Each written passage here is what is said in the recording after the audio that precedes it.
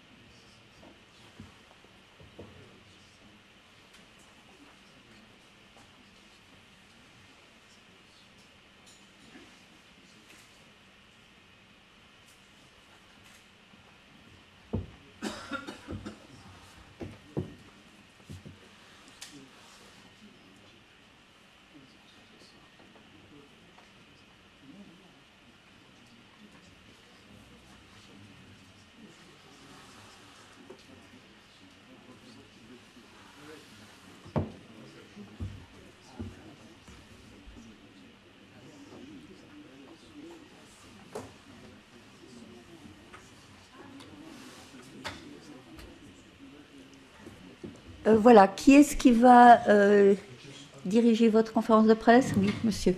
Je vous laisse venir ici.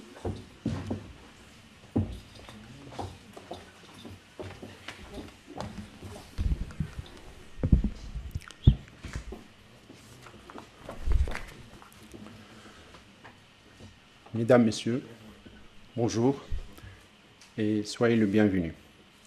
Donc, on va commencer notre conférence de presse. Avant de donner les paroles à nos orateurs, je vais vous présenter nos orateurs. Je commence par Dr Hani Ramadan. Il va se prononcer au nom du citoyen suisse d'origine égyptienne. Ender Demirtas, président de Droit pour tous. Amir Forotan, Institut international pour la paix, la justice et les droits de l'homme. Et Dr Ahmed Bedir, président of United Voices Washington. Et Maître Rachid Mesli, Fondation El Karama. En attendant, Gilil Yilmaz, COGEP International. Donc, vous savez tous le contexte de cette conférence de presse. Cette conférence de presse est organisée par Droit pour tous, qui estime que la destitution du président égyptien Mohamed Morsi, le 13 juillet 2013, constitue un coup d'État et une grave atteinte aux droits démocratiques. Le président Morsi a été élu le 24 juin 2012 avec plus de 51% des voix et demeure donc le seul représentant légitime du peuple égyptien. L'armée a dissous le gouvernement et nommé un gouvernement civil afin d'exécuter ses ordres, mais elle a également suspendu la constitution votée par un scrutin démocratique et a dissous le Sénat, également élu par scrutin transparent. Les Égyptiens désapprouvent ces mesures et manifestent en masse depuis plus d'un mois de façon pacifique, mais constante et massive. Cependant, les militaires ont commencé sous les silences médiatiques organisées et répression sanglante s'est traduisant par des assassinats quasi quotidiens et des détenus en masse. Droit pour tous dénonce toute forme de complicité avec le coup d'État militaire survenue en Égypte et appelle au respect du choix des peuples par les urnes, principe fondamental de la démocratie, au respect de la liberté d'expression en Égypte, à l'arrêt immédiat des assassinats comme de toute forme de violence contre la population, à la libération immédiate des personnes arrêtées injustement, dont le président égyptien élu, Mohamed Morsi, les autorités et tous les élus suisses à condamner clairement et publiquement le coup d'État militaire et les atteintes aux droits fondamentaux. Les instances internationales et les organisations de défense des principes universels à faire respecter les dits principes. Donc, on va commencer, on va donner la parole à nos orateurs. Je commence par Ender Demirtas, président Droit pour tous. Merci. Le 3 juillet, nous avons assisté au niveau international à quelque chose, à un changement que nous considérons majeur. Pourquoi ce changement majeur? Depuis des années, l'Occident a voulu promouvoir la démocratie dans certaines régions du monde, notamment au Proche-Orient. Je cite l'exemple de l'Afghanistan, je peux citer l'exemple de l'Irak, en Afrique. Elle l'a fait d'une façon parfois pacifique, parfois guerrière, mais elle était toujours en train de promouvoir la démocratie, le pouvoir par le peuple. Je ne vais pas donner de définition du coup d'État, de la signification du coup d'État, parce que chacun d'entre nous le sait très bien ce que ça veut dire le mot coup d'État. Mais moi, je m'interroge aujourd'hui de ce qu'on va laisser à notre jeunesse européenne. Quel exemple a-t-on donné à la jeunesse européenne? Encore hier soir, j'assistais à une réunion des parents, ici dans le canton de Genève, et on parlait de démocratie dans la classe. On enseigne aux élèves ce que c'est les principes démocratiques. Et lorsque je vois que notre gouvernement n'a pas eu le courage, je dis bien le courage, de dire coup d'État, à quoi rime cette mascarade? Et à quoi rime cette façon de faire de la politique? Quel exemple a-t-on donné à cette jeunesse justement européenne? Quel exemple à cette jeunesse aussi musulmane qui est en émancipation en Europe, qui a longtemps cru à des valeurs de démocratie, du respect, de liberté, etc.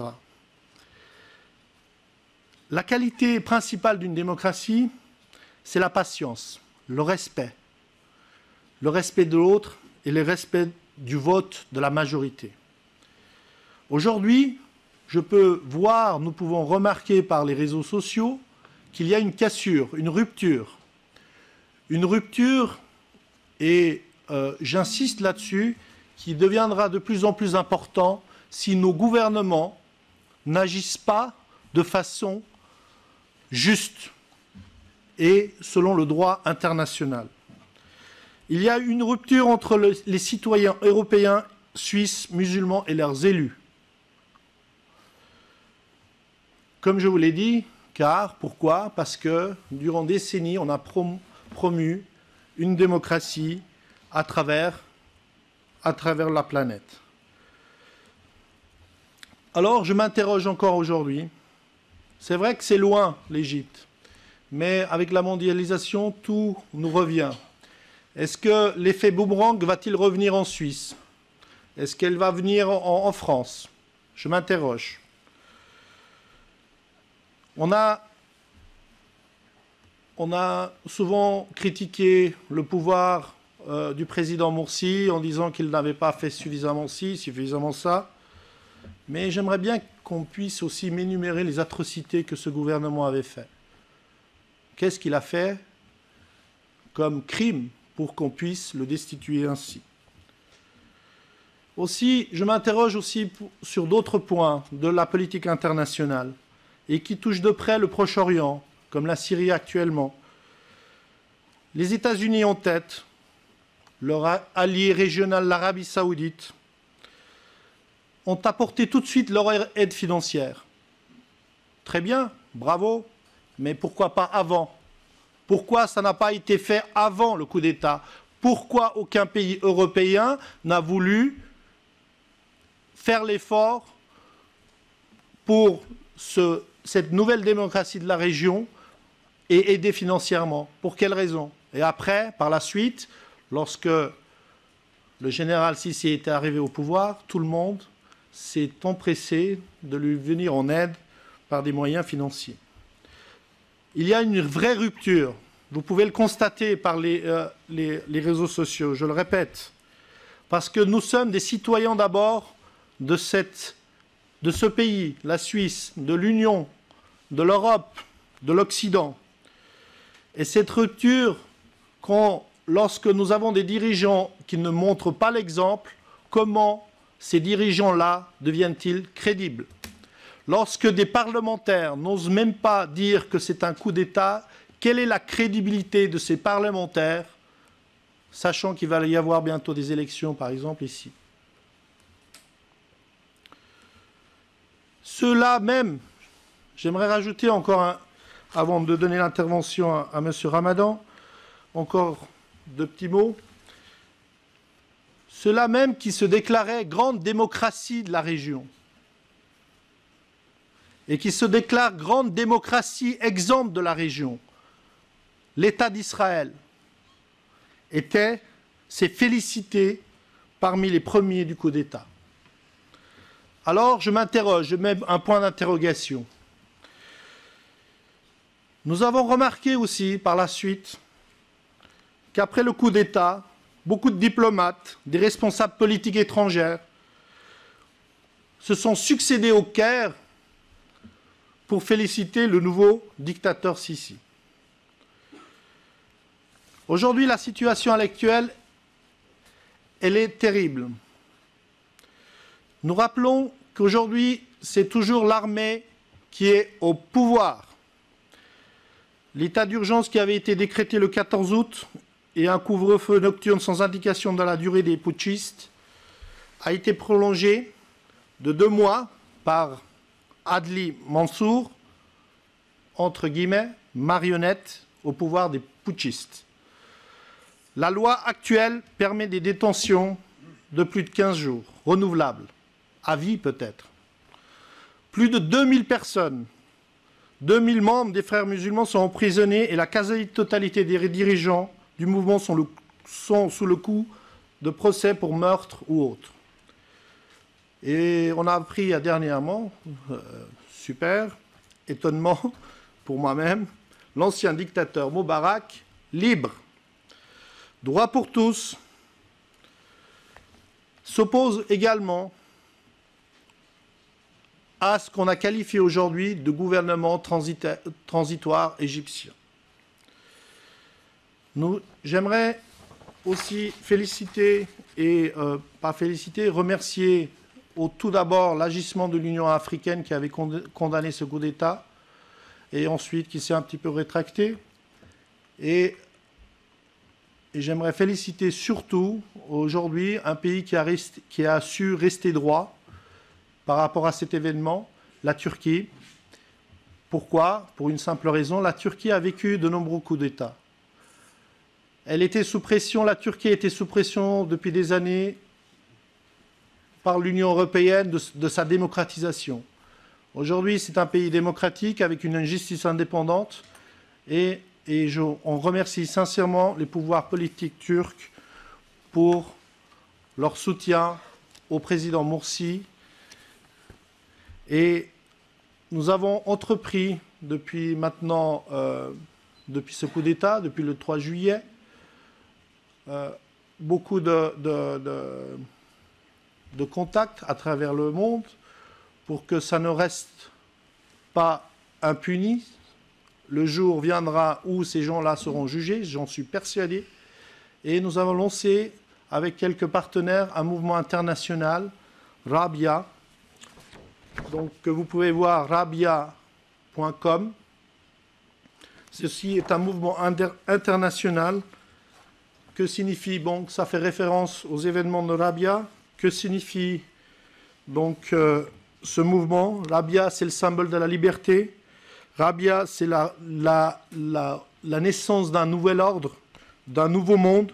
Rabia, c'est l'Égypte. Rabia, c'est la Palestine. Rabia, c'est la Syrie. Rabia, c'est Asma. Rabia, c'est le pouvoir par le peuple. Rabia, donc, je vous invite tous et toutes à voir ce site et ainsi prendre les informations sur ce site. Je vous remercie beaucoup.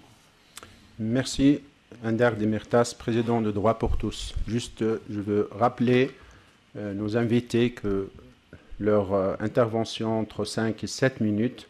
Et je vous informe aussi, à la fin, après que les questions de journalistes, on va vous présenter un film qui résume aussi la situation en Égypte. Maintenant, la parole à Dr Ahmed Bidir, à Monsieur Dr Hani Ramadan, citoyen suisse d'origine. Merci. Mesdames et messieurs, bonsoir. Donc, j'aimerais commencer par remercier Droit pour tous pour son invitation et puis simplement exprimer le fait que notre démarche en faveur du respect de la volonté populaire est tout à fait claire par rapport à ce qui se passe en Égypte. Il ne s'agit pas de poser les problèmes en parlant de musulmans, de chrétiens, de militaires, d'islamistes, mais de poser le problème très simplement en parlant de justice. Parce que aujourd'hui, l'opposition au putsch, au coup d'État, eh bien, ce sont 69% d'Égyptiens qui sont contre le coup d'État et pour le retour de Morsi. Et au sein de ces 69%, les frères musulmans ne constituent que 19% des opposants au coup d'État. Ces chiffres, je les tiens du Centre égyptien d'études concernant la presse et l'opinion publique avec des schémas que je peux tenir à disposition de ceux qui aimeraient voir de plus près. Il ne s'agit pas non plus d'une opposition entre des musulmans et des chrétiens, parce que je vous rappelle également que le père Ayoub Youssef, lorsqu'il s'est exprimé, eh bien, il a expliqué que ce sont en fait les milices pro-Moubarak et les milices que font travailler les militaires appelés El-Baltajiya, chez nous, des voyous, des milices qui sont payés et pour agir et brûler les églises. J'ai ici également des compte rendu, et ce qu'a dit le père Ayoub Youssouf est tout à fait clair. Il a mis en cause les milices et expliqué en fait que ce n'est pas le fait des partisans de Morsi, du président Morsi, qui sont à l'origine de ces méfaits contre les chrétiens, avec des images de frères musulmans et de musulmans protégeant les églises pour dire que les chrétiens sont des citoyens comme les autres. Ça aussi, c'est de la contre-information, de la désinformation. J'aimerais aussi vous reporter au discours du président Morsi qui a insisté, avant d'être écarté, sur le fait qu'il faut revenir à la légitimité. La légitimité, cela veut dire qu'on doit relever le caractère mensonger de tout ce qui a été dit en ce qui concerne les chiffres. Au niveau de Tamarrod, les chiffres sont fallacieux. Au niveau du rassemblement de la population le 30 juin, on a parlé de 12 millions, 14 millions, 17 millions, 22 millions, 30 millions, des chiffres qui n'ont rien à voir avec la réalité, puisqu'en réalité, je vous dirais, cela va peut-être vous étonner, que ceux qui ont réellement manifesté contre Morsi, contre son régime, se chiffrent à 300 000. Comment est-ce que cela est possible? Eh bien, si vous vous livrez une étude extrêmement sérieuse de la superficie des lieux où ont eu lieu ces manifestations, on remarque que la place Tahrir, très clairement, par une étude très claire, ne peut comprendre que 516 000 manifestants, 4 personnes par mètre carré, selon les conventions concernant le fait de pouvoir donner une estimation sérieuse en cas de manifestation. Et avec tout le Caire, l'ensemble du Caire, c'était 804 000 individus. Donc si l'on compte l'ensemble de l'Égypte, il faut savoir que le Caire, c'est 1/5 des habitants de l'Égypte. Donc cela signifie que s'il y avait eu la même densité dans toute l'Égypte, on aurait eu 4 millions. Or, il n'y a eu cette densité que sur la place Tahrir et aux alentours Donc on n'a pas dépassé le million.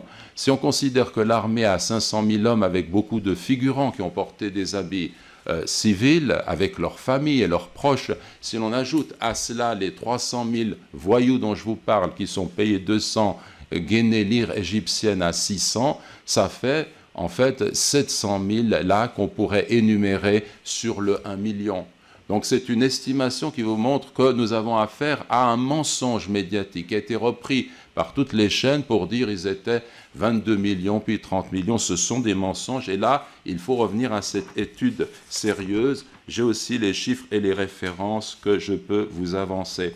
Donc lorsqu'on pose l'équation de la violence des armes contre la légalité des urnes, il est tout à fait évident qu'il n'est pas besoin d'être un frère musulman, d'être un islamiste pour défendre la légalité des urnes. Et il est tout à fait évident que nous avons affaire à un coup d'État.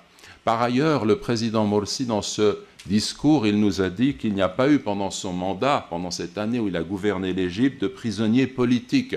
Et ça révèle son intelligence, parce qu'au moment où il tenait ce discours, il savait qu'il allait être écarté. Et il dit « Je n'ai pas fait de prisonniers politiques pendant cette année. Je n'ai pas emprisonné des gens parce qu'ils avaient des opinions politiques contraires à mes opinions, des chefs de parti, des représentants dans l'opposition qui ont pu s'exprimer en toute liberté. Et effectivement, c'était pour nous prévenir et nous dire « Attention, ne revenez pas en arrière ». Lorsque le coup d'État a été fomenté, on a vu des élus se retrouver en prison et on a vu une armée désigner un gouvernement. Donc il s'agit tout très clairement d'un coup d'État. Et j'aimerais dire que parmi les gens qui ont été emprisonnés, il y a également des femmes, 240 femmes. Le 10 septembre dernier, il y avait des manifestations gigantesques dans tout le Caire, enfin dans toute l'Égypte, et notamment aussi au Caire. Et il disait que Sisi est un assassin, le terrorisme c'est le coup d'État, nous ne cassons rien, nous ne détruisons rien. Et Al Jazeera, en direct, rapportait ces images, mais sur la scène internationale, au niveau de la presse, au niveau des journaux, il n'y avait personne. Et là, il y a deux poids, deux mesures. On se concentre sur la place et Tahrir, mais pour révéler, dire avec franchise, avec clarté ce que veut le peuple, ce que dit le peuple, et le fait que 240 femmes sont incarcérées pour leurs opinions, il n'y a personne pour se mettre en avant ces chiffres et cette réalité-là. Il y a par ailleurs une hypocrisie des puissances occidentales, notamment des États-Unis, qui ne veut pas parler de coup d'État militaire et qui continue à offrir ses aides à cette armée. Et on sait aujourd'hui, d'après des enquêtes qui ont été menées, que bien avant le coup d'État, des fonds étaient conduits depuis les États-Unis pour servir aux opposants, pour fomenter des troubles en Égypte. L'autre point qu'a mis en avant le président Morsi de façon tout à fait claire, c'est qu'il ne faut pas avoir recours à la violence. Nous sommes en fait engagés de façon pacifique. Les manifestations doivent rester pacifiques. Et là, on voit très très clairement qui sont ceux qui tuent, qui sont ceux qui sont tués, qui sont ceux qui terrorisent et ceux qui sont terrorisés sur les places lorsqu'ils manifestent de façon tout à fait évidente. Rabi'a al-Adawiya, le 14 août 2013, il s'est produit un massacre abominable que vous pouvez relever aujourd'hui, dont les images sont claires à travers Internet, et on voit très clairement que l'armée tire à balles réelles, utilise les gaz, brûle. Les gens ont été brûlés vifs pendant ce rassemblement-là. Ce sont des atrocités. Le général Sisi est un criminel de guerre. Et en fait, on a affaire à des putschistes. Le général Sisi est un criminel de guerre et ces putschistes n'ont aucune légitimité. Ils ont recours à la violence, ils incarcèrent, ils tuent des manifestants. Vous avez une image qui est très belle, que vous avez certainement vue, de ce manifestant qui se tient debout, qui écarte les bras devant un char, et puis on lui tire dessus et il s'effondre. Eh bien, cette image, elle devrait circuler partout aujourd'hui, comme l'image des étudiants devant les chars en Chine, l'étudiant qui s'était tenu debout, parce que cela signifie que vous avez là un symbole fort de la réalité d'un peuple qui dit non au pouvoir militaire et qui réclame qu'on respecte sa volonté. Ou tel manifestant qui porte une pancarte et qui demande où est passé le président pour lequel j'ai voté. Où est-ce qu'il est, ce président? Comment se fait-il qu'on puisse admettre qu'il soit incarcéré et puis que la communauté internationale ne dise rien? ne réclame pas qu'il soit aussitôt libéré, autrement que par des remontrances verbales, mais en exerçant des pressions réelles, si réellement on défend la démocratie, si réellement on est contre une forme de pression qui est bien réelle. Et enfin, j'aimerais simplement terminer en vous disant qu'on peut se poser la question légitime de savoir quelle est la relation entre les pétromonarchies, entre l'axe américano-sioniste, entre l'entité sioniste, l'État hébreu, et entre les militaires égyptiens. En fait, tous défendent une forme d'oligarchie financière dominante parce que si les peuples se soulèvent, en Arabie Saoudite par exemple, si l'on réclamait que soit établi un partage équitable des richesses, eh bien c'est un régime qui s'effondre. La même chose pour le Koweït, la même chose pour les Émirats. Et donc on ne veut pas de cette démocratie. Et bien entendu, on sait que les sionistes ne veulent pas de la démocratie en Palestine parce qu'elle fait émerger à Gaza des gens qui s'appellent le Hamas, et cela est extrêmement inquiétant. Elle fait émerger en Égypte des gens qui défendent justement l'idée qu'il faut aller dans le sens d'un partage équitable dans la région, et non pas de la domination de certains sur les autres, de la façon qui est tout à fait visible aujourd'hui, où il s'agit d'étendre des territoires, enfin d'occuper le territoire de Palestine et de continuer cette occupation. On voit bien effectivement que le général Es-Sisi est une marionnette, un pion sioniste qui travaille pour justement détruire les tunnels de Rafah, pour s'attaquer aux habitants du Sinaï, qui sont des gens, des citoyens tout à fait honnêtes et libres, et pour permettre au sionisme de poursuivre son projet d'extension, de domination de la région. Ça, c'est tout à fait clair, ou alors il faut vraiment être stupide pour ne pas le voir. Donc voilà ce que je peux dire, entre autres. Et il est important, c'est pour cela que je remercie encore une fois Droit pour tous pour son invitation, pour le travail qu'ils font sur le terrain, parce que cette expression-là, nous vous demandons à vous, journalistes, de l'entendre et de la reporter, et puis de sortir de cette conspiration, de la désinformation dans laquelle nous sommes plongés. Merci. Merci Hani Ramadan. Je passe la parole à Dr Ahmed Bedir, président of United Voices Washington. Il y aura une traduction simultanée. Ok. Donc voilà. Et je demande à nos orateurs de respecter pour donner la parole à la salle. Ok.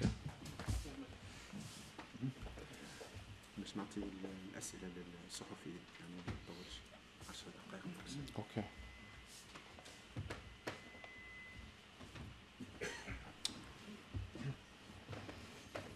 Good afternoon. My name is Ahmed Bedir. I'm not actually a doctor, but they still invited me, so I'm glad to be here.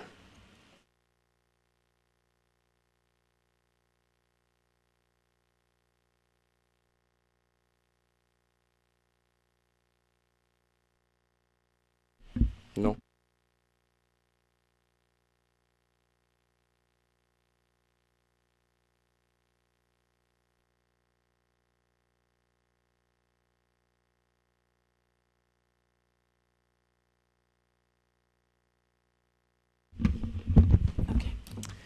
Donc, on reprend. Bon après-midi. Donc, je m'appelle Ahmed Bedir. Je ne suis pas vraiment un docteur, mais ils m'ont quand même appelé pour venir présenter aujourd'hui. I'm here. I'm the president and founder of an organization called United Voices for America, which seeks to get minorities involved in political participation. I also have a background in human rights. However, today I'm here to talk to you about a more personal story. Je suis le président et le fondateur d'une association qui s'appelle Les Voix Unies pour les Nations, pour les États-Unis, qui travaille pour faire participer les minorités dans les processus démocratiques. Mais aujourd'hui, je suis là pour vous parler d'une histoire un petit peu plus personnelle. That story has to do with my brother, Amir Bedir, who's an Egyptian citizen. I myself am Egyptian American. This is my brother Amir, and Amir is 35 years old and was recently killed in Egypt on Rabaa on August 14th. Donc, mon histoire personnelle est en fait à propos de mon frère, Amir Badir, qui a 35 ans. Il a été tué à Rabaa le 14 août. Circumstances around his killing and what I know of, and I happened to actually be in Egypt when this happened. I traveled to Egypt on August 8th, and I left on August 18th, and the purpose for my visit was to attend one of my other brother's wedding, who was getting married on August 12th. Moi-même, j'étais en Égypte au moment des faits. Je suis partie le 8 août et je suis repartie d'Égypte le 18 août. Et le but de ma visite était de participer au mariage de mon frère. So upon my visit, obviously August 8th was the day of Eid. It was the day right after Ramadan was finished, and we were also there, my family and I, to celebrate the Eid holiday and to turn it also into a family vacation as well as attend the wedding. Le mariage était censé avoir lieu le 8 août, a eu lieu le 8 août, qui était aussi le jour de l'Aïd. Donc l'idée, c'était de faire un événement familial, mais aussi des vacances festives. Parce que moi-même, je suis américo-égyptien et mes frères sont de nationalité égyptienne. So my family and I traveled there, and before the wedding, we actually visited with my brother Amir a couple of times. And on August 10th, he hosted us at his apartment for dinner, which his apartment is actually in the same square called Rabaa. And we spent the evening there with him. And in fact, we also visited Rabaa Square and to witness for ourselves what the protests were like. Donc j'ai vu plusieurs fois mon frère pendant cette période-là. Et le 10 août, on a été invité chez lui pour dîner. Et le même jour, vu que son appartement n'est pas loin, est actuellement en fait sur la place Rabaa même, on a fait aussi un tour des manifestations pour voir comment ça se passait ce soir-là, donc le 10 août. This is one of the last photos I took with my brother, which was on August 13th on a Sunday. And it was what we say the Katb al-Kitab, which where when two couples are getting together, they write the contract in Egypt. So it was held inside of a mosque. This is one of the last photos, and Amir is the one that's in the dark suit and with another friend of ours. And this was on the 13th, on the 11th, Sunday the 11th. Donc ça, c'est une des dernières photos qui a été prise de mon frère le 11 août. On était dans une mosquée au moment de l'écriture du contrat de mariage. Et mon frère, c'est celui qui est dans le costume sombre. The last time I saw my brother Amir was on the 12th when my other brother Abdul Latif, who was 21 years old, was married on Monday the 12th. And that night and that day, Cairo was... it was very quiet. A lot of people were out of town. A lot of people were traveling to the coast for vacationing. And it was almost like a ghost town. It was this eerie feeling, like, you know, the quiet before the storm. Because in the media, they've been talking about that the government intends to clear out the protesters. This was August 11th. And then now I'm talking about the next day, August the 12th. The day of the wedding was the last time I saw him. Donc le 12 août était le dernier jour que j'ai vu mon frère. C'était le jour du mariage de notre autre frère, à Abdullah, qui avait 21 ans. La ville, le Caire, était vraiment très calme. On avait l'impression qu'il y avait... La tension montait parce que ça faisait plusieurs jours déjà que les médias annonçaient que les autorités allaient essayer d'arrêter les manifestations. The day after the wedding, and that was the last time we saw Amir, was we heard a lot in the media that the government decided to delay the clearing out the protesters, and they were not going to do it this week. Only to our surprise that we found out the next day when we turned on our televisions that the violent clearing of the square started.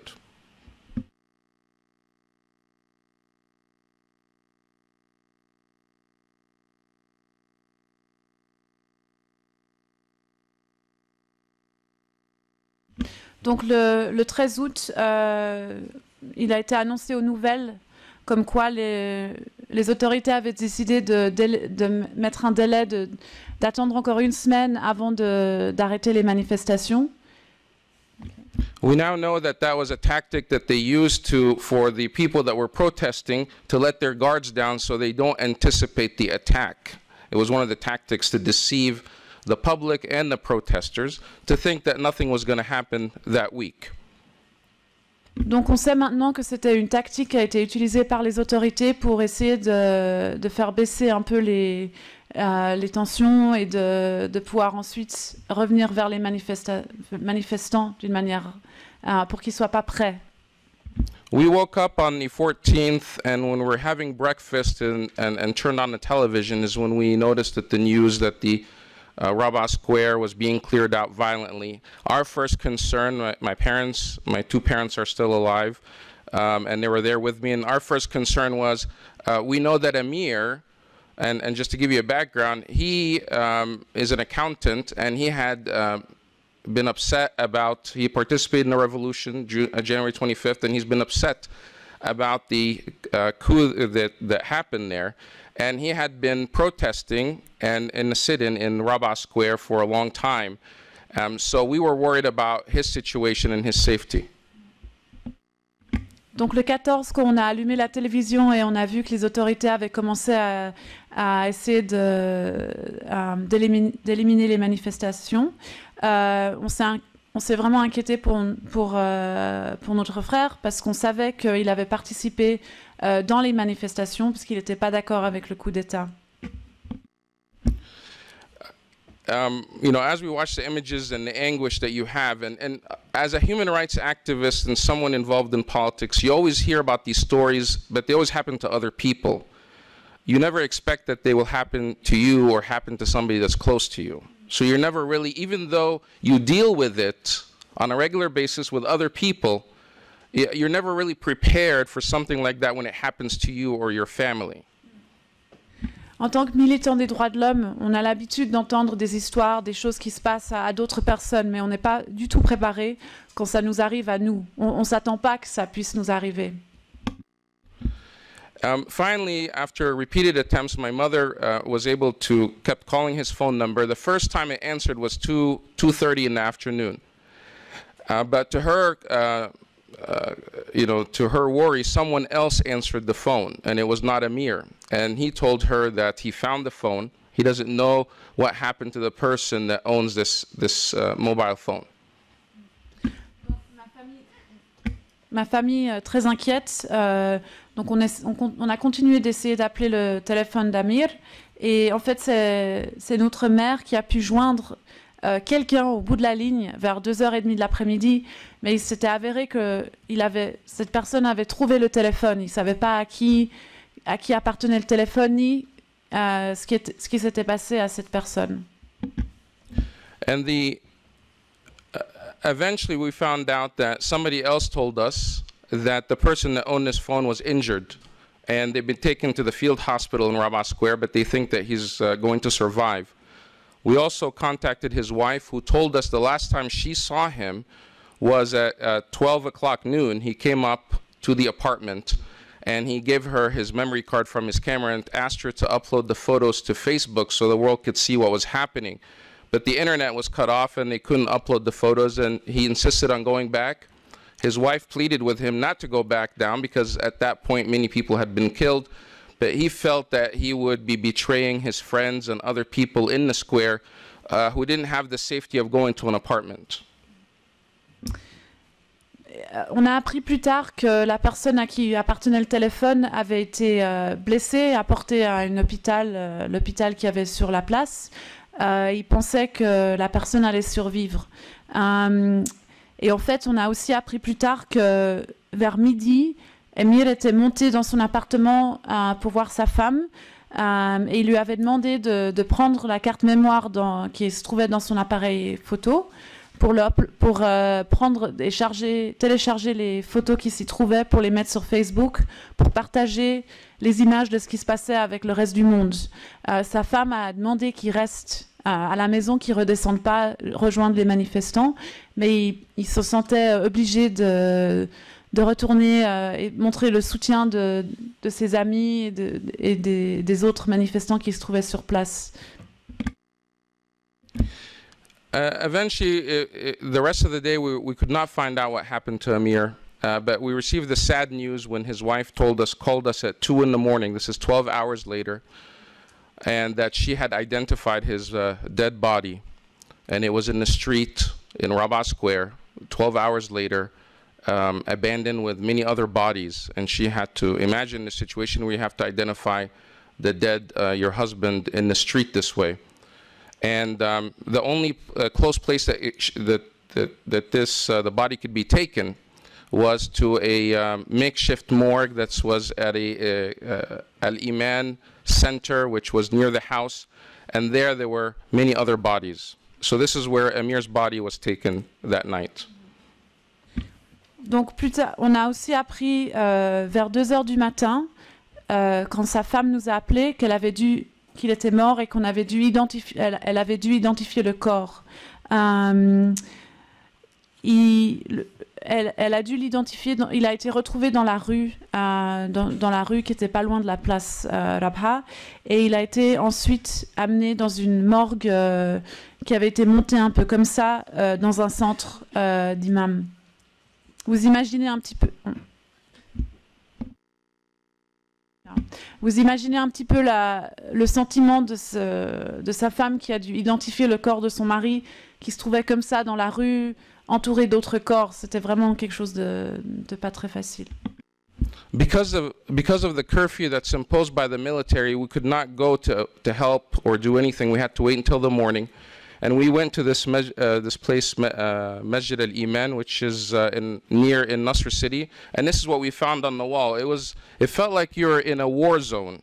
There was no officials around. There's no government. There's no police. There's no ambulances. Everyone is on their own. And volunteers are writing the names of the dead on this wall, so you can try to find the name of your loved ones there or not. And then once you find the name on the wall, you go inside and you start seeing all the bodies inside. And then some of the ID cards of those individuals that were killed. And then you see rows and rows of bodies, and this is what we saw there.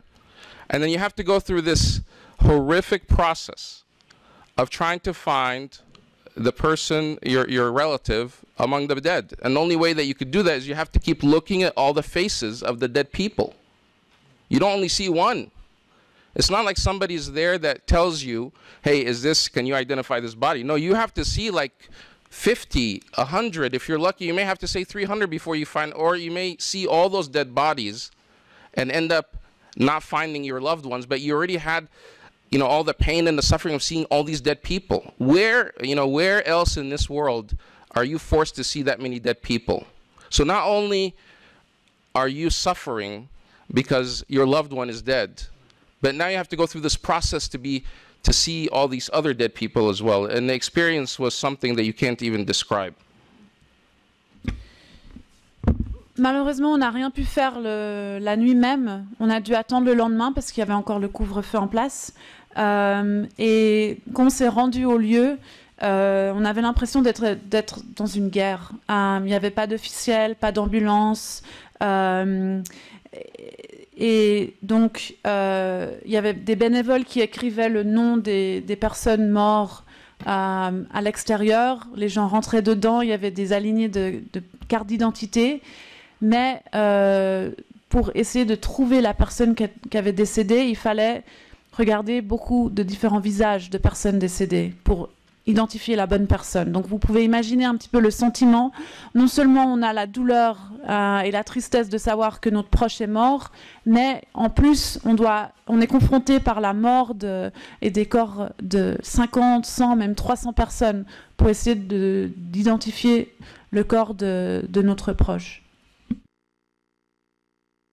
I have to stress there's no government there. There's no one helping you. Everybody's just doing it for themselves. And you have to go through the process. And these are some of the photos that I took there. And we ended up spending there 8 hours among these individuals. Part of the reason was because when we arrived there, in order to take your relative's body out, you have to have a permission, a death certificate. You can't just take a body and go bury it somewhere. Otherwise, you know, how did this person die? And the government wanted to give us a death certificate that says the cause of death was a natural cause. Even though when we found the body of my brother, and these are some of the faces that we had to see, you know, along the process, all these people that were also there. Here's a photo of my mother finding my brother. And this is her, and this is my brother there. Even though he had a bullet in his neck, they wanted to give us a document, a certificate that says he died of natural cause. Donc j'aimerais vraiment répéter le fait qu'il n'y avait pas d'officiel, pas d'autorité sur place. C'était vraiment juste des gens qui devaient se débrouiller comme ça. Et nous, finalement, on a passé 8 heures sur place.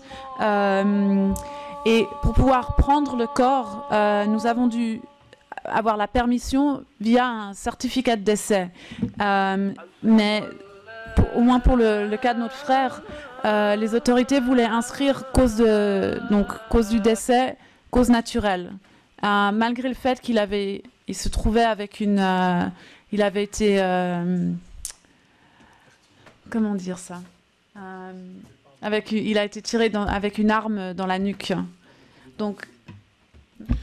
So I have to finish up because, you know, it's a longer story and there's other speakers. I'm sorry for taking up so much of your time. Here are some of the other photos. This is me with my brother. Of course, it was a very sad day.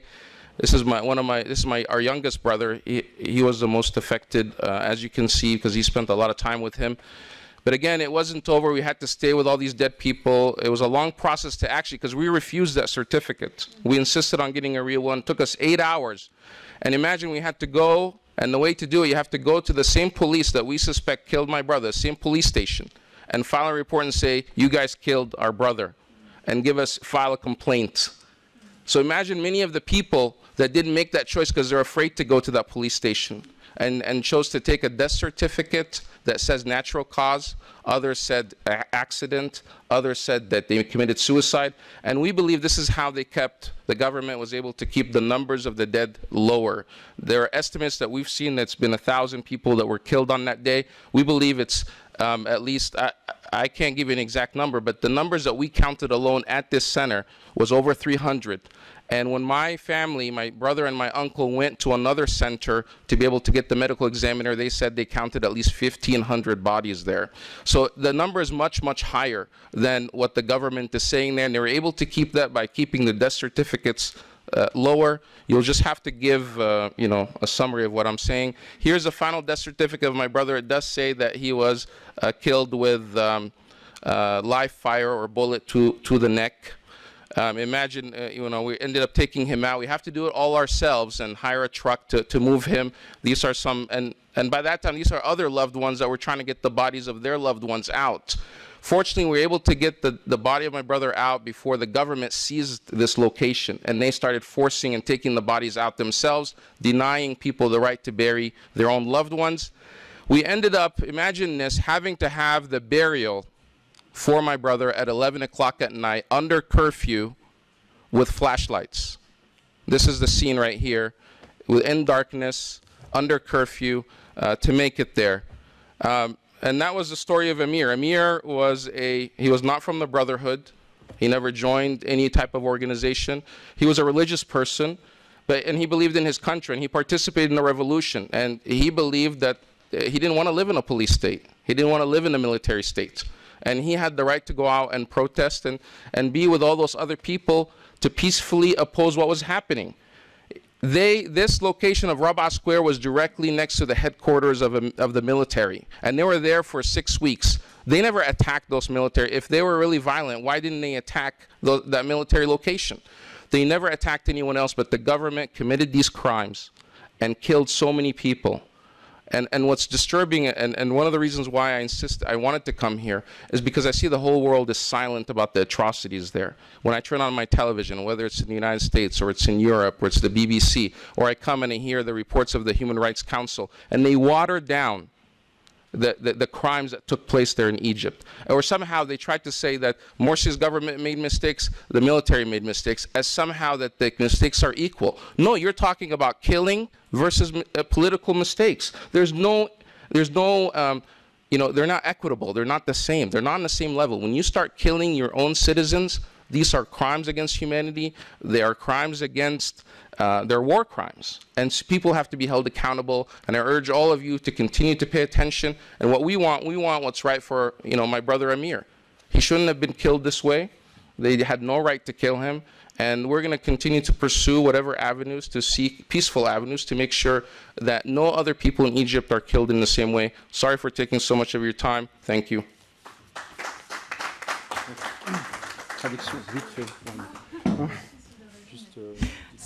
Donc, pour résumer vraiment très brièvement, donc, par où commencer? Ce qui est difficile à faire, c'est de comparer. En fait, je suis là aujourd'hui pour vous parler de ce qui est arrivé à mon frère. Il n'était pas membre des Frères musulmans. C'était quelqu'un de religieux, oui, mais c'était surtout quelqu'un qui avait participé dans la révolution du 25 janvier et qui ne voulait pas vivre dans un état policier. Et donc, ce qui se passe aujourd'hui, je vous parle parce que on ne parle pas de ce qui s'est passé en Égypte. Et c'est impossible de comparer des crimes politiques ou des erreurs politiques avec des crimes contre l'humanité qu'on a pu voir en Égypte. Voilà, je vais m'arrêter là. Merci. Merci beaucoup. Merci à Dr Ahmed Bedir. Merci à notre traductrice. C'est vrai, c'est l'émotion. J'ai laissé notre orateur d'expliquer, c'est une situation réelle. Il a vécu tout ce que ces photos, tout ce que vous avez vu. Donc, je suis vraiment désolé pour le retard parce que je veux aussi donner la parole à la salle. On veut aussi écouter les questions, écouter aussi d'autres personnes. Je suis vraiment très désolé pour nos deux orateurs. Je vais être un peu sévère. Je vais donner 5 minutes exactement chacun pour qu'on puisse donner la parole à la salle. Maintenant, c'est M. Amir Forotan, Institut international pour la paix, la justice et les droits de l'homme. À votre... Mesdames, Messieurs, bonjour. En préambule, je tiens à remercier le Club suisse de la presse ainsi que Droit pour tous et son président Ender Demirtas pour la tenue de cet événement. La première des choses sur laquelle j'aimerais revenir, c'est la terminologie. Vous savez peut-être ce que Confucius répondait à l'un de ses disciples. Ça remonte à 500 avant Jésus-Christ. Son disciple lui demande « Maître, que feriez-vous si vous étiez appelé à la tête des affaires de l'État ?» Et Maître Kong, comme on dit, Confucius, de répondre « La première des choses que je ferais, c'est de rendre à chaque chose son vrai nom. » Et le disciple, étonné, lui demande « Ah bon, mais comment vous vous éloignez du sujet? Pourquoi dites-vous ça, maître ?» Et Confucius lui répond « Que tu es grossier. Si les noms et les mots ne sont pas ajustés à ce qu'ils désignent, à ce moment-là, on ne peut pas gouverner un État. » Alors il faut être très précis. La terminologie correcte en Égypte, c'est celle d'un coup d'État, un coup d'État militaire.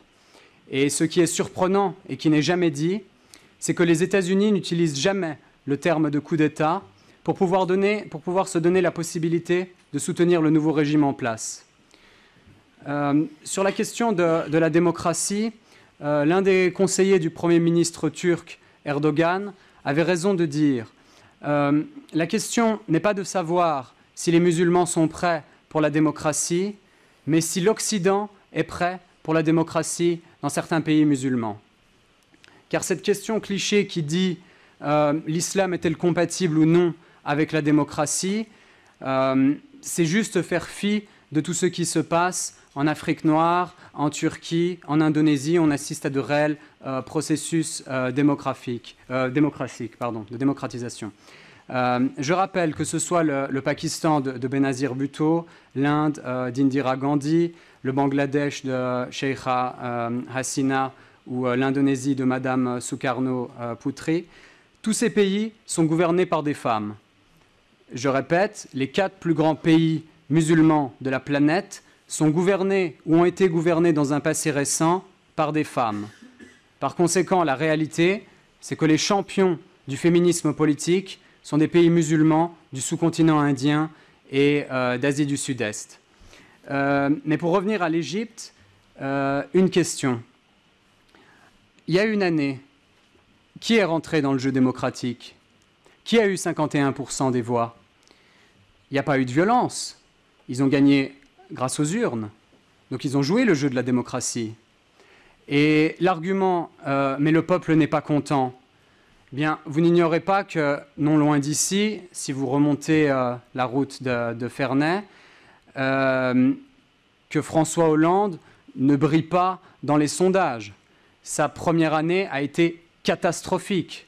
Donc si on applique le même procédé, il suffirait que le peuple français descende dans la rue et l'armée aurait le droit de se charger de changer de président parce qu'il n'aurait pas fait correctement son travail durant une année? Bien sûr que non.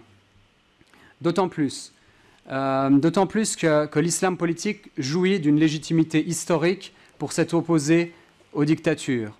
Que ce soit en Égypte ou en Tunisie, les partis de l'islam politique l'ont emporté. Pourquoi? Car ils étaient dans la résistance, torturés, et telle était leur légitimité. Évidemment, ils ont fait aussi des erreurs, beaucoup d'erreurs, et une critique de leur gestion est nécessaire. Mais pour ne pas s'arrêter à l'islam politique, et avant de conclure, je pense qu'il est important d'avoir toujours en tête que toutes les questions concernant le Moyen-Orient sont de deux natures, économique, essentiellement pétrolière, et géostratégique. Si on reste sur la question de l'islam politique, on se trompe. Or, en Égypte, quand on parle de l'armée, il ne faut surtout pas penser qu'il s'agit d'un corps qui s'occupe uniquement de la sécurité et des frontières. C'est un véritable empire qui tient un tiers de l'économie. L'armée est le plus grand acteur. Au niveau stratégique, c'est elle qui contrôle le canal de Suez et également le point de passage de Rafah qui donne sur la bande de Gaza et donc toutes les conséquences que ça a avec Israël. En conclusion, l'Institut international pour la paix, pour la justice et pour les droits de l'homme dénonce et condamne fermement l'arrestation arbitraire de centaines de militants politiques affiliés aux frères musulmans, ainsi que le massacre de 578 manifestants et la destruction des églises coptes. Il condamne ces actes antidémocratiques et soutient avec force, conformément aux droits fondamentaux, les droits politiques et la liberté d'expression de chacun. Rappelant que l'article 19 de la Déclaration universelle des droits de l'homme stipule que tout individu a le droit à la liberté d'expression, ce qui implique le droit de ne pas être inquiété pour ses opinions. Il rappelle enfin que, conformément à l'article 9 de la même déclaration, nul ne peut être arbitrairement arrêté. Par conséquent, Merci. Par conséquent, nous demandons le droit pour notre ONG et les ONG compétentes de pouvoir visiter les prisonniers politiques. Je vous remercie. Merci beaucoup. Je passe directement. Rachid, Fondation Le Karama.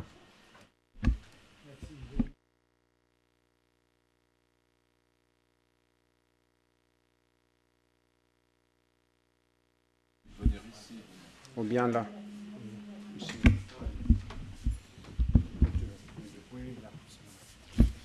Oui, bonsoir à tous. Merci d'être venus. Je vais tenter d'être le plus bref possible, parce que quoi dire après le témoignage de M. Ahmed Badr, qui a vécu la mort de son frère, qui était un manifestant pacifique sur la place Rabea. Alors imaginez-vous seulement 1 millier de personnes qui seraient venues témoigner et qui vous auraient raconté leur histoire personnelle, au moins 1 millier de victimes en une seule journée, au cours de l'évacuation la plus sanglante de l'histoire de ces dernières décennies, sur une place publique, de manifestants qui manifestaient pacifiquement et qui faisaient usage de l'un des droits les plus sacrés qui est protégé par la Déclaration universelle des droits de l'homme. Alors un bref témoignage sur notre organisation Al-Karama qui travaille sur l'Égypte depuis maintenant une dizaine d'années, qui a dénoncé des violations les détentions arbitraires, la torture et les exécutions extrajudiciaires déjà à l'époque de Moubarak, qui a continué également sous l'ère Morsi à dénoncer les violations qui étaient commises par les services de sécurité égyptiens à ce moment-là, et qui a continué malheureusement à documenter des milliers de cas de violations particulièrement graves des droits de l'homme à la suite du coup d'État militaire du général Sissi. Alors, quoi dire de plus? Sinon, tout le monde sait évidemment ce qui s'est passé, tout le monde sait l'ampleur des meurtres qui ont été commis sur la place Rabia et dans d'autres lieux publics de toute l'Égypte.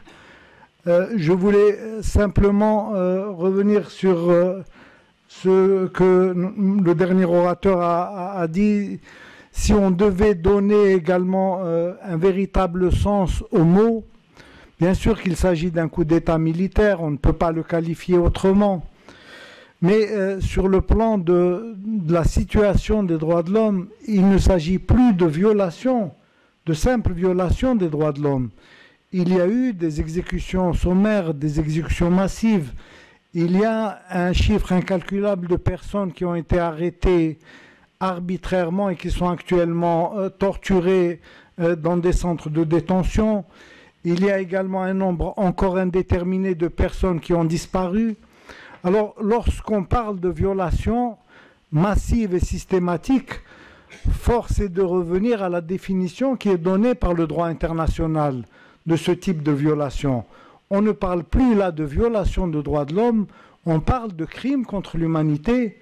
Ce ne sont pas seulement des violations au sens de l'article 7 du statut de la Cour pénale internationale. Il ne s'agit plus de violation lorsque ça a une ampleur massive et systématique, comme cela s'est passé en Égypte au cours de ces derniers événements, mais il s'agit bel et bien d'un crime contre l'humanité. Alors il est assez regrettable que la communauté internationale des droits de l'homme n'ait pas cru devoir qualifier cette violation de crime contre l'humanité. Il est assez regrettable que certaines ONG ont fait profil très bas pour dénoncer ce qui s'est passé en Égypte ces dernières années. Ce que nous regrettons donc également, même l'attitude de certains milieux des droits de l'homme ici à Genève, y compris des milieux officiels. Alors, ce que je voudrais dire, c'est qu'en l'absence d'une véritable réaction, d'une réaction adéquate de la communauté internationale et d'une véritable mobilisation pour dénoncer ces violations massives, on crée un précédent particulièrement dangereux. On crée qui peut constituer un tournant aujourd'hui, non seulement qui ferait perdre toute crédibilité à un système de protection des droits de l'homme qui a été institué depuis des décennies par les Nations Unies et qui, malheureusement, ne joue pas le rôle qu'il aurait dû jouer dans les circonstances que nous connaissons tous. Merci. Merci, Maître Rachid. Ok, merci beaucoup. Voilà, juste maintenant, directement, je passe donner la parole à la salle. Les journalistes, ils se présentent et précisent la question à qui exactement. La parole à vous. Je vous informe aussi, il y a un dossier de presse à l'extérieur pour les gens qui vont partir. Dossier de presse, il y a un DVD aussi, il y a des communiqués et des articles sur l'Égypte. Des questions? Oui. Oui, Monsieur Annie Ramadan a dit qu'il faudrait faire tourner la photo de ce jeune homme face à un char. Eh bien, ceux qui ont diffusé dans les médias numériques cette photo ont eu beaucoup de pression. On leur a dit, mais c'est un montage, ce n'est pas possible, on a tiré par l'arrière. on a fait toutes sortes de pressions pour que cette photo soit retirée. Et même chose pour ceux qui ont publié les articles de Fisk, qui lui a vraiment bien relaté le massacre et tout ce qui s'est passé.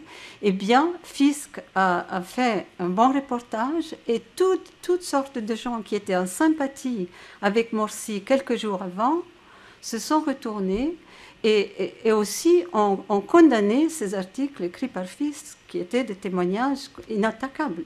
Donc, moi j'aimerais comprendre qu'est-ce qui s'est passé pour qu'en quelques heures, il y ait un pareil renversement où de la sympathie, on passe à une quasi-haine. Les frères musulmans deviennent presque des sous-hommes. Ils n'ont plus aucune humanité aux yeux de tous ces gens qui sont nos lecteurs.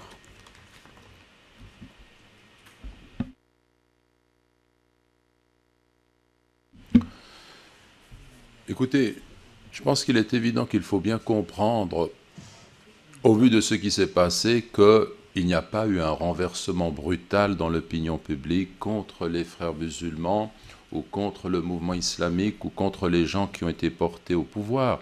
Il y a eu dès le départ, à partir du moment où le président Morsi a été investi de sa mission, une volonté de saboter tout le processus de l'extérieur et de l'intérieur. Et on sait aujourd'hui parfaitement que des sommes considérables ont été versées venant des pétromonarchies, mais venant aussi des États-Unis, pour permettre à l'opposition de financer justement le Baltajiya pour semer le désordre et le chaos au sein de l'Égypte. Donc il y a eu d'abord la volonté de faire en sorte que le sentiment d'insécurité s'installe dans toute l'Égypte. Ensuite, on a voulu donner l'impression aux gens que les frères musulmans étaient haïs de la population égyptienne, ce qui n'est pas du tout le cas. Et donc, on a envoyé ces Baltajiya dans les différents quartiers des frères musulmans dans toute l'Égypte. Et curieusement, la télévision d'État était là précisément pour filmer ces scènes, alors qu'elles émanent des voyous et que la population n'a rien à voir dans ça. Mais pour donner l'impression au monde entier qu'il y a un retournement de population contre les frères musulmans, ce qui est un mensonge. Ce n'est pas du tout le cas. C'est une mise en scène, là encore. Et puis, il y a eu des coupures d'électricité qui ont été menées avec des coupures de carburant. La population était inquiétée aussi à ce niveau-là, exaspérée même une partie de la population. Et on a des scènes qui sont tout à fait claires de gens qui contactent les réseaux d'électricité pour demander à ce que soient rétablies les coupures de courant. On leur dit « mais ne vous inquiétez pas, lorsque Morsi va s'en aller, tout va être rétabli » et tout a été effectivement rétabli. Donc tout a été mené pour entreprendre un travail de sabotage pour empêcher la réussite de cette entreprise qui consiste simplement à suivre un processus démocratique honnête qui permettent à ces populations de se libérer d'une forme de domination, encore une fois, des oligarchies financières qui ne veulent pas céder des privilèges. Et l'armée a des privilèges considérables. Donc il s'agit vraiment de manœuvres qu'on peut aujourd'hui complètement déceler dans un processus progressif. Et au bout d'une année, eh bien, on a vraiment une manipulation médiatique avec un méga mensonge ajouté à cela qui a permis de faire ce renversement. Merci. Autre question? Oui, monsieur. Yes, traductrice.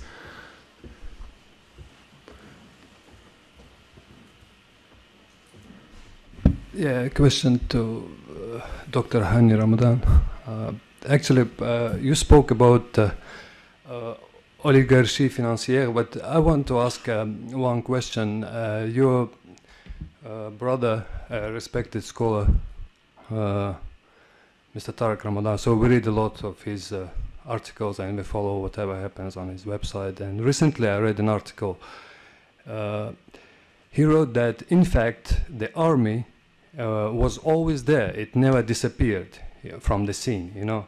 And actually, I want to ask those young people who participated in the first revolution of 2011, people like Wael Ghanem and others, you know, did they actually know this point, that army was always there and it never disappeared from the scene? And what is their stand now regarding the coup d'etat, and what's their position regarding President Morsi and his situation at the moment? Thank you.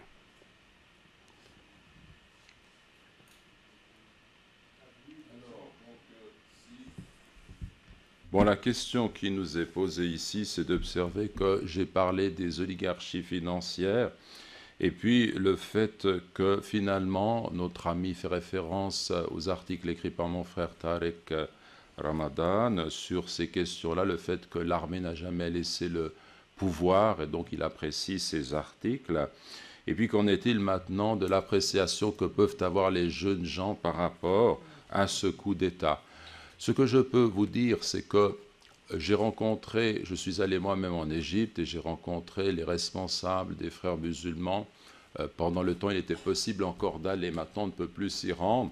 Et j'ai pu observer qu'il y avait de la part des dirigeants, des frères musulmans, comme de ceux qui étaient impliqués dans la prise du pouvoir, une conscience très très claire que la présence de l'armée est très forte, et que cette armée-là n'a pas du tout délaissé le pouvoir. Donc le président Morsi n'est pas quelqu'un qui était naïf, qui est quelqu'un qui ne voyait pas cette réalité-là. Au contraire, il était très très lucide. Il essayait de composer avec l'armée pour se donner le temps de mener des changements progressifs en s'inspirant par exemple du modèle turc qui a pu progressivement redonner au peuple une force par rapport à une armée qui était et affaibli. Mais c'est clair que le conflit était difficile parce que l'armée dépend des subventions américaines et en matière de politique étrangère, les États-Unis sont dirigés par les lobbies financiers sionistes et parce qu'il y a des enjeux dus à la proximité avec l'État palestinien, avec la bande de Gaza et ce que l'on sait.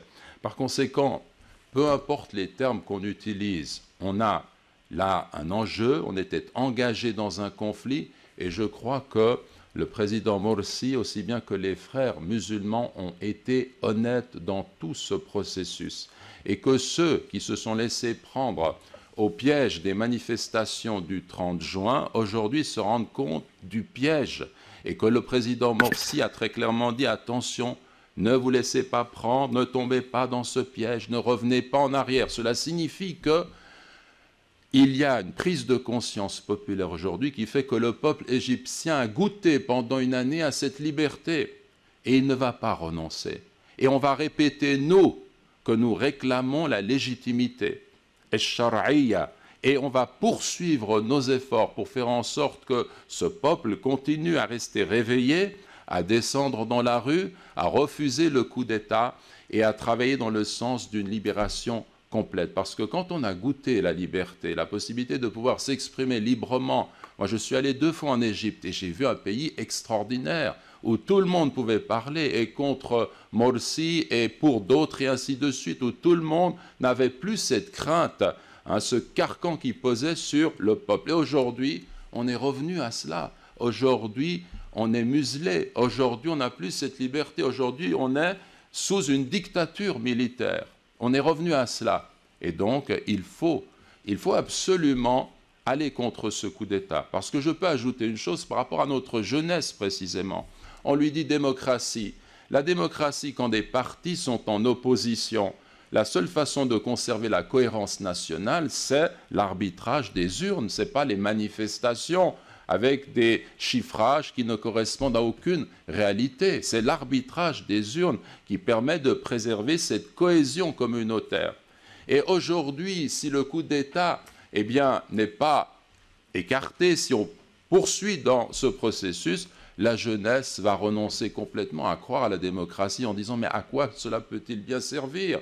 On va faire des élections, et puis si les gens élus ne plaisent pas à ces oligarchies financières dominantes, on va fomenter des troubles, un coup d'État, et les urnes n'ont plus aucun sens. » Donc normalement, la communauté internationale par rapport à cela, si vraiment cette communauté internationale, au lieu de défendre des intérêts géostratégiques dans la région, au lieu de se soumettre aux lobbies financiers sionistes, défendait les principes de la démocratie, des droits de l'homme, de l'égalité entre tous, de la liberté des peuples à se partager leurs richesses nationales sans qu'il y ait de domination et de régime militaire. Si vraiment on défend ces droits humains, eh bien normalement toute la communauté, les politiciens de ce pays et d'ailleurs en Occident et tous les journalistes libres et indépendants devraient en fait défendre le peuple contre le coup d'État.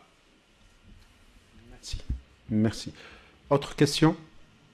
Sinon, on passe directement au film. On a un film, on va vous présenter. Et avant de passer le film, juste, je vous informe que Droit pour tous a lancé une initiative, un comité pour la démocratie. Et après une longue réflexion avec des associations locales, européennes et mondiales, on a lancé ce comité pour défendre pacifiquement le principe de la démocratie en ayant comme objectif d'optimiser pacifiquement et démocratiquement tout changement politique dans le pays du printemps arabe. Donc vous trouvez dans le dossier de presse le communiqué, on a lancé cette initiative le 29 juillet et une coordination des associations qui travaillent sur ce thème.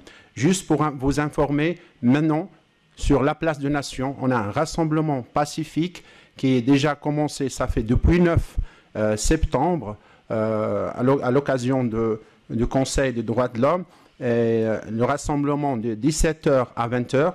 Aussi, demain, aussi, on aura un autre rassemblement qui est aussi à la place de Nation de 17h à 20h. Je vous invite maintenant à regarder ce film et après, donc, on donne maintenant 1 minute. Voilà, avant de voir le film, j'aimerais juste conclure sur un aspect très très important. Nous, actuellement, nous nous questionnons beaucoup et ensuite on mène une réflexion et par la suite une action. Et prochainement, donc, pour compléter un petit peu M. Ramadan, Mohamed El-Baradei, prix Nobel de la paix 2005, qui a été nommé vice-président de ce coup d'État et a accepté son poste de vice-président, a déshonoré le prix Nobel, tout simplement. Aujourd'hui, aucun média international, aucun média n'a relevé ce point-là. Pour nous, c'est quelque chose d'extrêmement important par la suite, d'une question de crédibilité. Donc c'est pourquoi nous demandons actuellement au Nobel Foundation de lui retirer son prix, notamment, et faire très attention par rapport à ce genre de manifeste. Merci beaucoup, et puis bon film.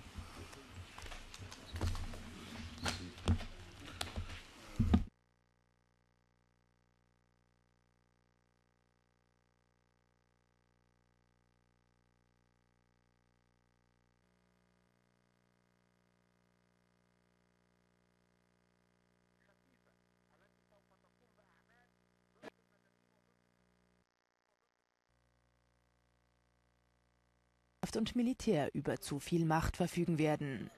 Die Anhänger Morsis unterstützen das Projekt. Für sie ist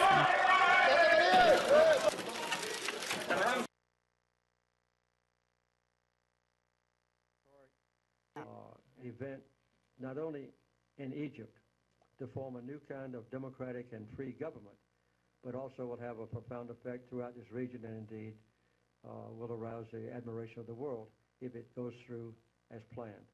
There's been a remarkably peaceful conduct of the election and a great deal of harmony among the contending parties, and the results, in our opinion, الرئيس المنتخب الدكتور محمد مرسي أول رئيس منتخب في تاريخ مصر.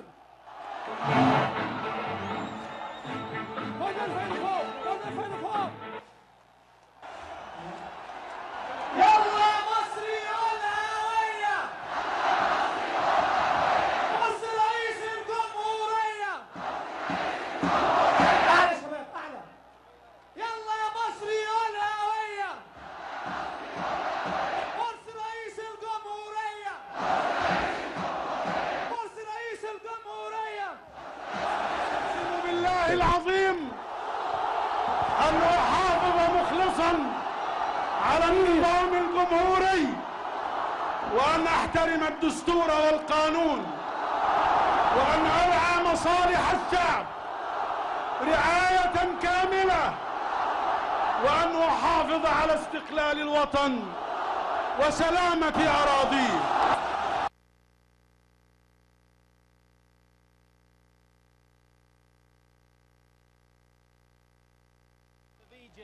For 2 years they were waiting in the wings. Now they're back on the streets. They say in order to separate. رئيس المحكمة الدستورية العليا اليمين أمام الجميع بقول ومتماسك لا يقصي أحدا من أبنائي وطيارات يلا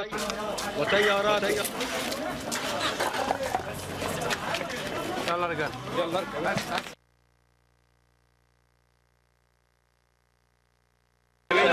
يلا كمال معاه ثلاثة معاه وصل يا كبير يلا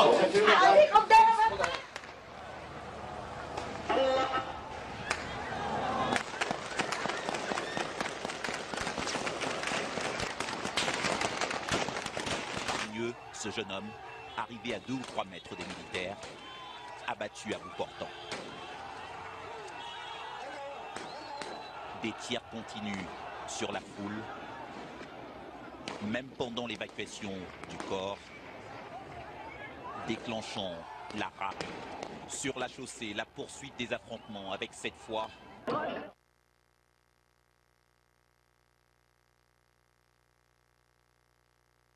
تعيطيش قولوا لأمي ما تزعليش لحظة فراقك يا حبيبتي غير طير ملايكة حواليا طير لحظة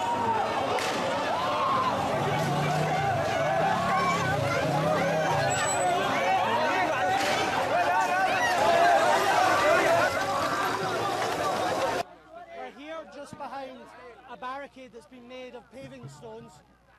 The actual front line between these two sets of protesters, we're at the pro-Morsi side at the moment, is just 100 metres or so in front of us. You can see those protesters are moving forward at the moment. Plenty of files down there. CS gas canisters are flying in here all the time. We can also hear automatic gunfire going over our heads. That appears to be warning shots. But some of these shots, whether it's a bird shot or whether it's the CS gas canisters or whether it's the live bullets, are hitting these protesters. We've seen some very seriously injured people here. Huge pools of blood. Many ambulances ferrying people back and forth. There's a field hospital. The Rabbah Mosque is just behind us. The people are being treated there. Lots of automatic gunfire now. We're just taking a crouching position. People are saying they're snipers. We haven't seen any snipers, but there's clearly people on the rooftops firing around these protesters. The interesting thing is, at the other side where the security forces are, there are also what appear to be civilians, anti-Morsi forces, another loud explosion there, who are trying to push forward. They're trying to push these protesters way back to the mosque, where they've been camped out for many, many weeks, demanding the return of President Morsi. أول ما عرفت شفت الإصابات على الفيس بسرعة جيت وأنا جاية في الطريق. طبعا طريق النصر كله كان واقف وكان من الدم. شفت بعيني الداخلية وهم متلثمين وماسكين أسلحة وساندين عليها بره. يا ناس حرام دولة العسكر، الظلم فين؟ اديتوا له تفويض يعمل إيه؟ يموت الشباب دي ما فهمتش. مش كلهم إخوان. أنا معاهم وأنا مش إخوان. يا ناس حرام، اللي بيحصل ده حرام والإخوان مش إرهابية. مفيش حد هنا إرهابي. أنا ما شفتش حد معاه سلاح. خوف ربنا باللي بيحصل ده. حسبنا الله ونعم الوكيل. حسبي الله. من داخليتنا بنتضرب من بوليسنا، بنتضرب من جيشنا، بنتضرب من أهلنا. نقول إيه؟ 700 حالة، 200 حالة رصاص. 200 حالة رصاص. ليه؟ هو احنا إيه؟